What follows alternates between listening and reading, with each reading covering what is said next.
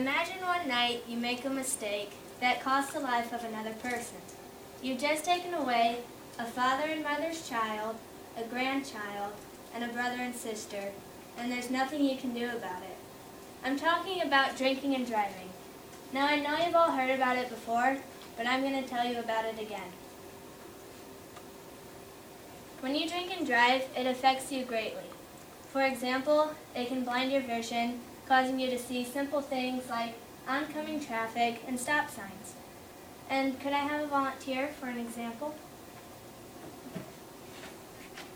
Okay, will you spin around 10 times, like really fast? This is too many. Okay, that's enough. Now walk towards me as straight as you can.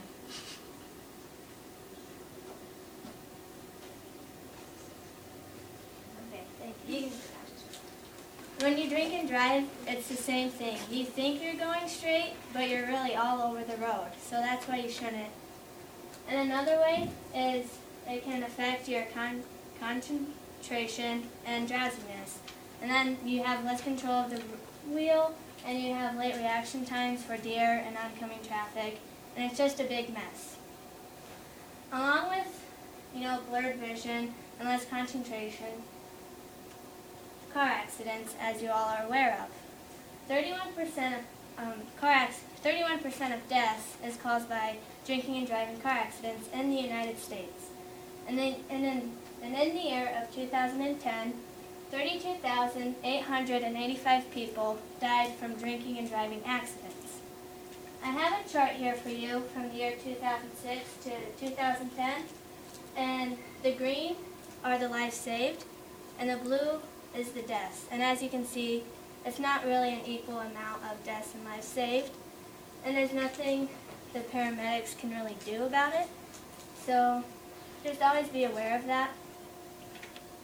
And I got that information from druginformation.org.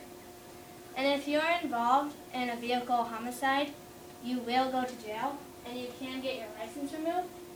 And it depends on the state you're in. So if you're in Iowa, you could go 1 to 25 years in prison. And if you're in Nebraska, it would be 1 to 50 years in prison. It just, depends on the state. And if you'd like to know more about the states, you can go to mad.org. Drinking and driving not only affects you, but it affects other people. It can affect other people because you've just taken the life of a family member, and now the family member is traumatized with that loss. And if you don't take away their life, you're taking away something. Like you could give them a lifelong injury. You could paralyze them, like they could lose a body part, or just a lifelong traumatize. And along with damaging their body, you're damaging their car, and you will be responsible to fix that car along with your car. And according to centurycouncil.org, you're going to need high-risk insurance to pay for the car and your accident. And you can lose your car insurance altogether because you were drinking and driving.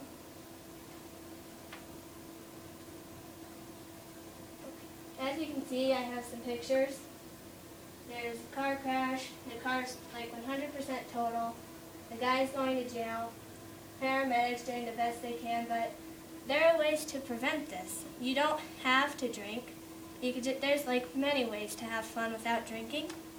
And if you do drink, call a friend or a family member, because even if they're mad at you, they're going to come pick you up because they aren't going to want to see this happen. And another way is just stay where you are, stay overnight, because then you're like fully capable of driving. In conclusion, just don't drink and drive. Drinking and driving not only affects you, but the lives of others. If you don't have 100% focus on the road, things like this is going to happen.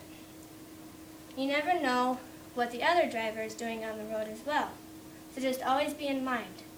And if you do have a drink, think twice before getting in that seat, because you do not want to become another drinking and driving statistic, do you? That's all. I got really nervous. Yeah, 5 minutes.